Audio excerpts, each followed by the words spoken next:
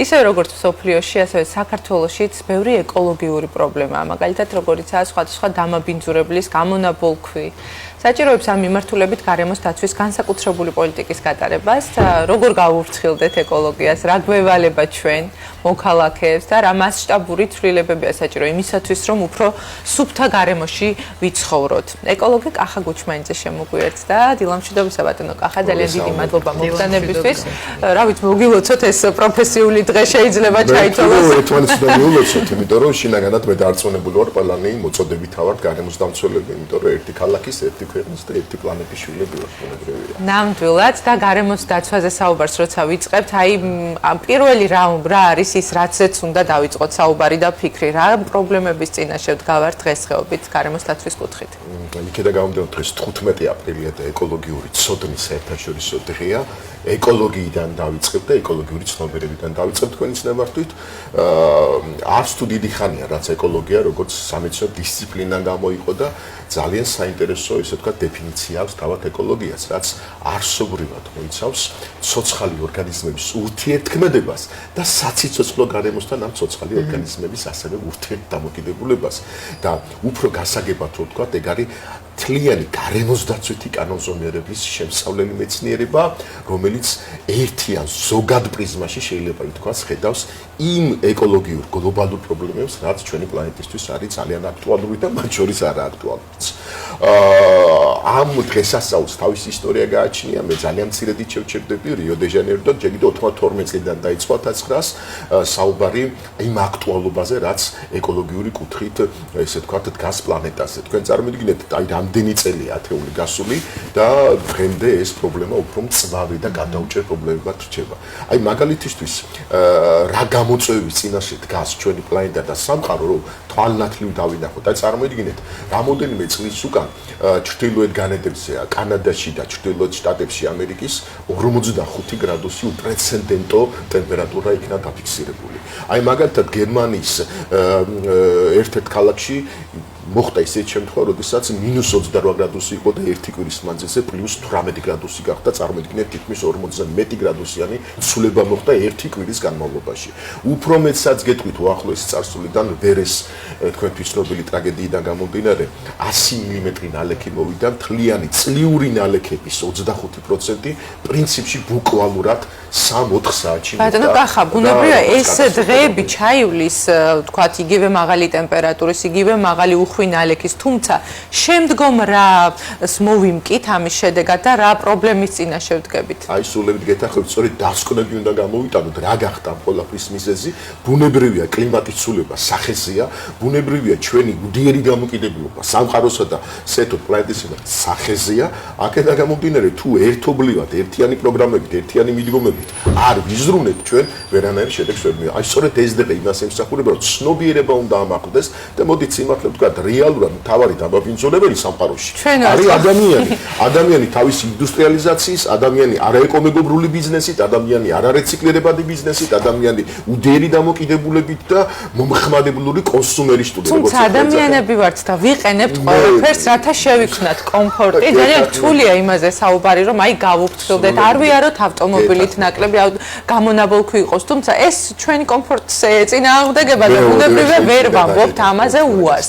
რა შეიძლება ისეთი მოვიმოქმედოთ, რომ თქვათ ნაკლებად იყოს ეს გარემოზე ცუდად ზემოქმედების და თუ აქვს საერთოდ აზრი ახლა რაიმეს მოქმედებას, თუ პროცესები უკვე წასულია? პროცესები წასულია, როგორც პარიზის კონვენციის შეთანხმებით ჩვენ უკვე ინფორმირებულები ვართ, რომ ყველაზე მაქსიმუმ კარგ შემთხვევაში ჩვენ გლობალური დათბობის პოტენციალი შევამციროთ რაღაც კონკრეტული პროცენტულობით, თუმცა ამაზე მეც ვერა, იმიტომ რომ პროცესი დაძრულია, საუკუნეზე მეტი ჭირდება მიტიგაციის ღონისძიებებისა, რასაც პრინციპში ნაკლებად მოველი, მე არ ვხატავ აპოკალიფსურ სცენარს, მე არა ვარ ამ ყველაფრის მომხრე, სეთოთ ზოგადადაც მემეჩნია, რომ ადამიანის წვლილი, რა თქმა უნდა, არის, მაგრამ ეს წვლილი არც იმდენად მასშტაბურია, როცა როგორც ხშირ შემთხვევაში წარმოაჩენენ, მით უმეტეს კარბონიზაციის კუთხითაც მინდა გითხრათ, რომ ის გავლენები, რა თქმა უნდა, არსებობს, ამას ვერაუვლით, ეს ფაქტია, მაგრამ ეს არც ისეთი კატასტროფულია, რომ თქვათ ვიგულისხმოთ, რომ აი რაღაც უახლოეს პერიოდში აპოკალიფტური სცენარი დავხატოთ. რაც შეეხება თქვენს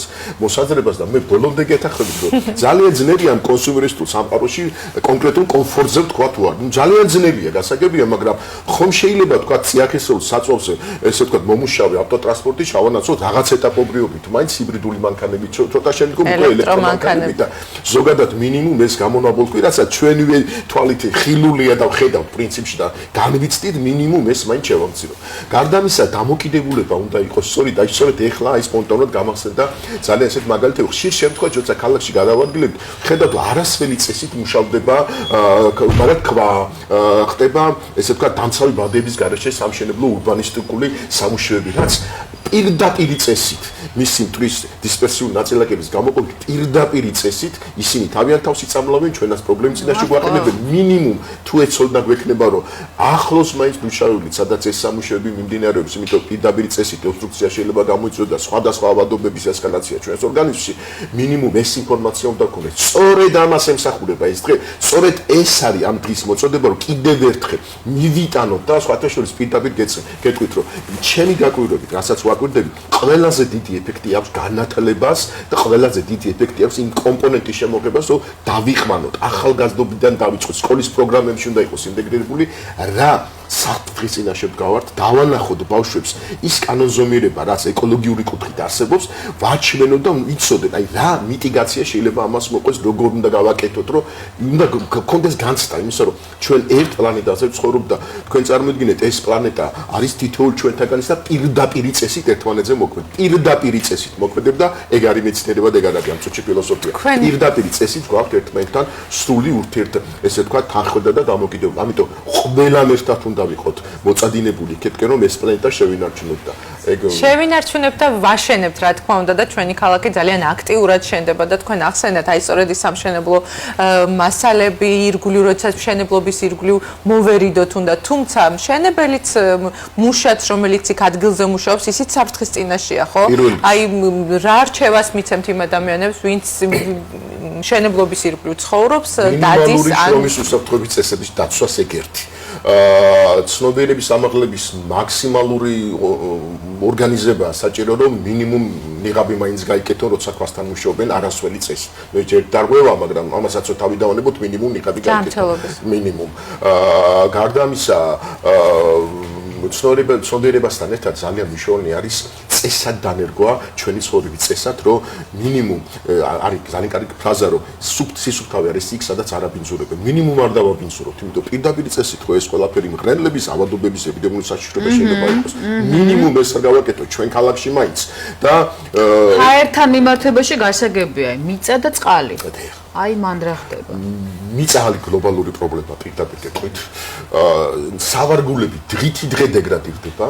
ჩვენ რომ სტატისტიკას გადავხედოთ ყოველდღიურად და მათ შორის ყოველწლიურად რა რაოდენობის და რამდენი მილიონობით და ასეულობით მილიონობით ჰექტარი სავარგულები ნადგურდება და უვარგისია გამოყენებისათვის ჩვენ მიხვდებით რამოდენა კატასტროფის წინაშე ვდგავართ და რა სწრაფად უნდა განვავითაროთ ჩვენ ტექნოლოგიები რომ მინიმუმ გამოვყვებოთ პლანეტა მინიმუმ გამოვყვებოთ პლანეტა და მე დარწმუნებული ვარ ამ კუთხითაც ძალიან ოპტიმისტი ვარ მინდა გითხრათ რომ ის ტექნიკური პროგრესი რაც ბოლო პერიოდში შეიმჩნევა და ეს არის კატასტროფულად ფორცირებული პროცესი მე ვარ დარწმუნებული რომ პლანეტა არასდროს არ იქნება შიმშილის ზღვარზე და არ იქნება სასურსათო პრობლემა ყოველ შემთხვევაში ეს ჩემი დაკვირვებით აი სურსათი ახსენეთ და დღეს ჩვენ არ ვიცი ალბათ უკვე მუტაციას განიცდის ადამიანის ორგანიზმი ნიტრატებით გადავსებულ პროდუქტებს მოვიხმართ და ბუნებრივია ამ ნიტრატებით მიწაც ჯერდება ხო ამასაც ხო აქვს რაღაცა თავისი წილის საფრთხეები მიწასთან მიმართებაში კლინიკური დასკვნები იქნება გაკეთებული იმასთან დაკავშირებით როგორც საფუძვლიანი რომელიც აღიარებული იქნება თუნდაც ჯანდაცვის ორგანიზაციისგან აი თქვა იგივე გენმოდიფიცირებული პროდუქცია ჩვენ არ ვიცით ბოლომდე რა გავლენას ახდენს ზუსტად გენმოდიფიცირებული პროდუქცია ახდენს ის თქვა რაღაც კონკრეტულ ცვლილებებს ორგანიზმში თუ არა რა კუთხით ახდენს ამ ცვლილებებს აი ხშირად იყო საუბარი პალმის ზეთზე რომ ეს პალმის ზეთი არის კატასტროფა თუმცა კონკრეტული კვლევა რაც დაადასტურებს იმას, რომ ეს შესაძლოა ძალიან ცუდად მოქმედებდეს და იყოს კარცინოგენი, ეგეთი კონკრეტული კვლევა პრინციპში ბოლო პერიოდში მე არ წამიკითხავს. გარდა ამისა, ისიც უნდა ვიცოდეთ, რომ სწორედ ამ ცხიმოვან შემცველობის პროდუქტებს თავისი ძალიან ბევრი პლუსი გააჩნიათ და აი ეს პლუსიც არის გასათვალისწინებელი. ანუ მე მომხრე ვარ ბალანსირებული კვების, მაგრამ უფრო დიდ გამოწვევებს ამ შემთხვევაში სამყაროს კუთხით ვხედავ უფრო დაბინძურებულ ჰაერში, ატმოსფერო ჰაერზე საუბარი მხოლოდ ამ შემთხვევაში, რაც ყველაზე დიდი კატასტროფა და რაც თქვენ ახსენეთ, მინდა ორივე ხელით დაგეთახოთ. ნიადაგი და სამიწის ავარგულების დეგრადაცია, რაც კატასტროფული შედეგებამდე შეიძლება იყოს მიყვარული, თუმცა კიდევ ერთხელ მოვფრო განცდა მაქვს იმისა, რომ მეცნიერულ-ტექნიკური პროგრესი თავის სიტყვას იწვის და მეცნიერება. რა თქმა უნდა, ძალიან დიდი მადლობა. სამწუხაროდ საეთერო დრო არ გვაძლევს საშუალებას, რომ გავაგრძელოთ ამ თემაზე საუბარი. კახა გუჩმაინძე ეკოლოგი ყავდა სტუმრად და საუბრობდით ეკოლოგიური ცოდნის დღის შესახებ და ეკოლოგიური კატასტროფების შესახებ.